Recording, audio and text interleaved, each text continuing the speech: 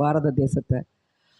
அப்படி இருக்கும்போது உலகமெல்லாம் இந்த இந்த விஷயத்தை, இந்த ஞானத்தை பரப்பியிருந்தால் எல்லா இடத்துலையும் இது இல்லையே, நிறைய இடங்கள்ல மற்ற மதங்கள் தான் அதிகமாக இருக்குது அப்படின்னு பார்க்குறோம். அப்போ இந்த நிலை எப்படி வந்தது அப்படின்னு ஒரு சின்ன யோசனை. இப்பயும் கூட வெளிநாடுகளில் இருந்தெல்லாம் இந்த ஞானத்தை தேடி இங்கே தான் வர்றாங்க. இங்கே வந்து தான் நிறையா நம்ம ஞானிகள்கிட்ட அருள், அந்த தீட்சை பெறுறது, இது எல்லாமே வந்து நடக்குது. அப்படி இருக்கும்போது அந்த காலத்தில் ஒவ்வொரு இடத்துக்கும் இங்கேருந்து போய் இந்த விஷயத்த நம்மக்கிட்ட இருக்கிற ஞானத்தை எடுத்துகிட்டு போய் நம்ம சப்த ரிஷிகளும் எடுத்துகிட்டு போனதாக புராணங்கள், கதைகள் சொல்கிறாங்க.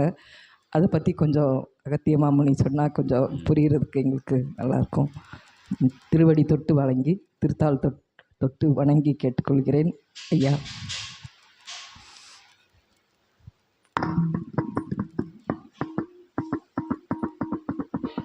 அதாவது நீங்கள் அங்கே வரையிலோ சப்த ரிஷிகள் அங்கே மாதியில் தோன்றி அங்கங்கே பயணப்பட்டாங்களா, அதை பற்றி கொஞ்சம் சொல்லுங்க அப்படின்னு சொல்லுது.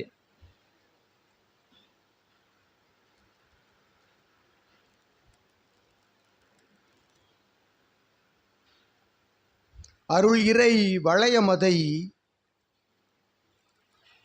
லோகங்கள் முழுவதும் வளம் வரும் அருள் இறை வளையமதை பிரபஞ்ச மகா வளையமாக ஏற்று அவ்வளையத்திற்குள் சபை என்னும் நிலைதனை பெற்று அச்சபைக்கு ஆதி இறை நூல் என்னும் அற்புத இச்சூட்சம நூலினை பெற்று அத்துணை லோகங்களிலும் இருக்கக்கூடிய ஆற்றலையெல்லாம் இவ் இறை வளையத்திற்குள் வந்து அமர வைத்து ஏற்றம் கொண்ட சபைக்குள், அவ்வளைய சபைக்குள் இறை வளையமாய் அமர்ந்திருக்கும் அற்புத இறை சபை ஆசான் உள்ளிட்ட சீடர்கள் யாவருக்கும் அகத்தியன் நல்லாசி வழங்கி அகதீஷாய நமக. யாம் உரைத்த இவ்வாழ்த்தொழியில் நீர் தொடுத்த வினாவின் விடை புகுந்திருக்கின்றது. சூட்சமமாய் அத்துணை ரிஷிகளும் உருவாகி சென்ற காலகட்டங்கள், ஒவ்வொரு தளங்களிலும் இருக்கக்கூடிய மாநிலர்கள் அவரவர்கள் புவித்தளத்திற்கு ஏற்றவாறு, புவியியல் அமைப்பிற்கு ஏற்றவாறு அவரவர்கள் உடை அணிகலன் ஆடை ஆபரணங்கள் உடுத்தி அவர்கள் வலம் வருகின்ற பொழுது அவர்களோடு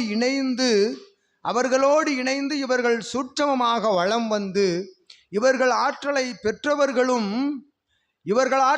பெற்றவர்களும் அவ்வாற்றல் உண்மையான இறையாற்றல் என்றுணர்ந்து அத்தள நிலைகளுக்கு ஏற்றவாறு மாற்றம் கொண்டு வந்த நிலையே ஆங்காங்கு அமிழ்ந்திருக்கும் வணங்குதல் நிலைகளாக மாற்றம் பெற்றுள்ளது என்று அகத்தியன் உரைக்கின்றார். ஓம் அகதீஷாய நமக.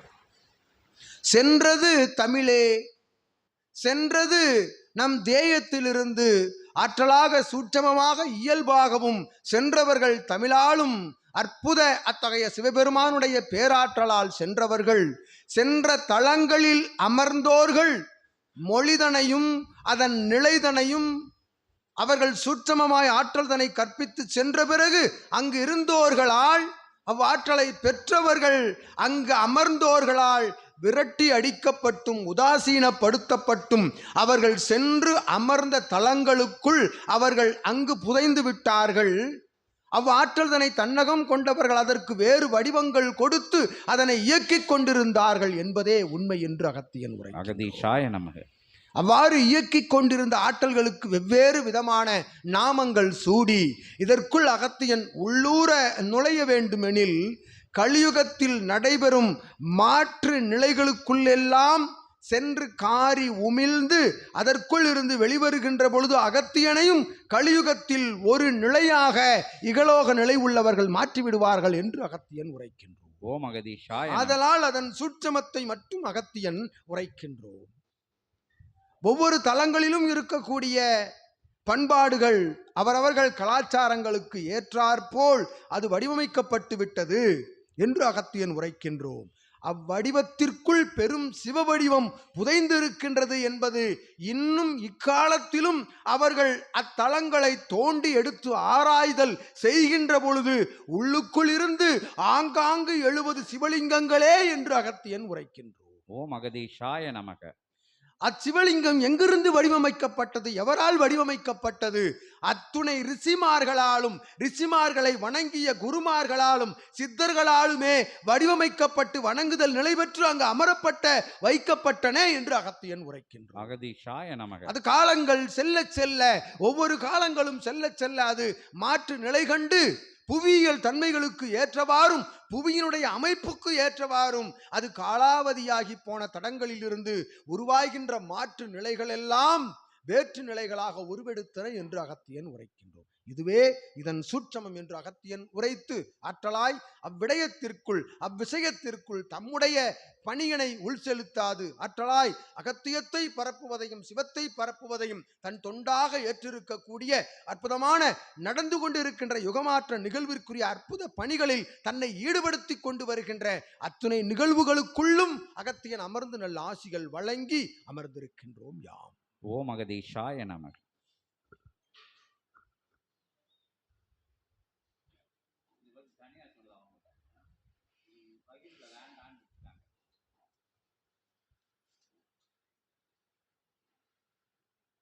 மகா சபையினுடைய பேராற்றல் கொண்ட சித்தர்கள் எல்லாம் உரைக்கும் உரைதனை ஒரு மானிடன் கூட அதற்கு எதிருரை பதிலுரை, எதிருரை பதில் வினாவுரை உரைக்காத உரைகளையே ஆற்றலோடு அதீத கவனத்தோடும் சித்தர்கள் உரைத்துக் கொண்டிருக்கின்றார்கள் என்று அகத்தியன் உரைக்கின்றோம் இச்சபைதனில். இது நடந்து கொண்டிருப்பது சாதாரண நிலை கொண்ட மானிடர்கள் உலா வரும் கலியுகம். இவ்யுகம்தனில் அமர்ந்து உரையாற்றுபவன் மானிடன் என்று தாழ் நிலை கொண்டு எண்ணுபவன் இதற்கு மாற்று உரைதனை உரைப்பான் என்னும் அக்காலகட்டத்திற்காகவே அந்நிலைக்காகவே அகத்தியன் உள்ளிட்ட அத்துணை சித்தர்களும் ஏன் இறையே வந்து அமர்ந்திருந்த பொழுதும் இறையை எதிர்த்து உரையாற்றும் நிலை கலியுகத்தில் உள்ளது என்பதற்காக உரைதனை அதீத கவனத்தோடு பயன்படுத்துகின்றோம் என்று அகத்தியன் உரைத்து அமர்ந்திருக்கின்றோம்.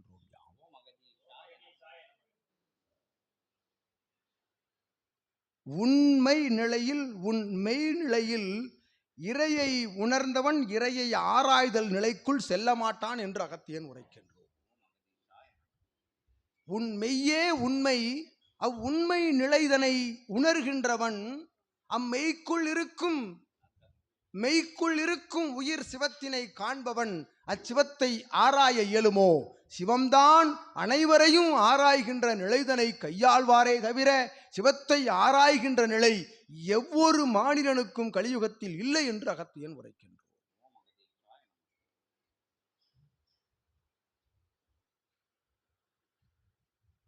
நல் வடிவம் கொண்ட ஆற்றல் கொண்ட அற்புதமான இக்குவளைதனை அகத்தியனுக்காக சித்தனுக்காக பரிசாக அல்ல நற்கொடையாக வழங்கிய அச்சீடருக்கு அகத்தியன் நல்லாசி வழங்குகின்றோம் யாம்.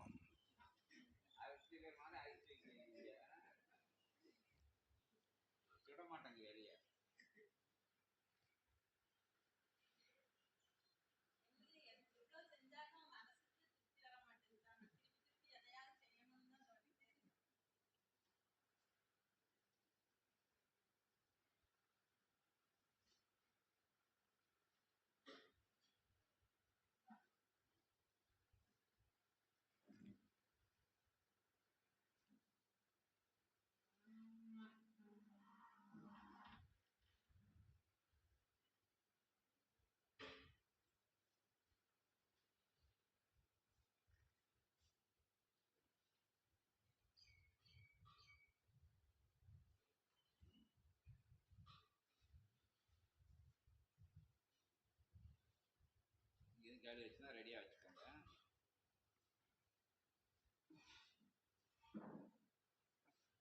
திருநெல்வேலிக்கு வந்துட்டு நீங்க மட்டும் வந்துட்டீங்களோ?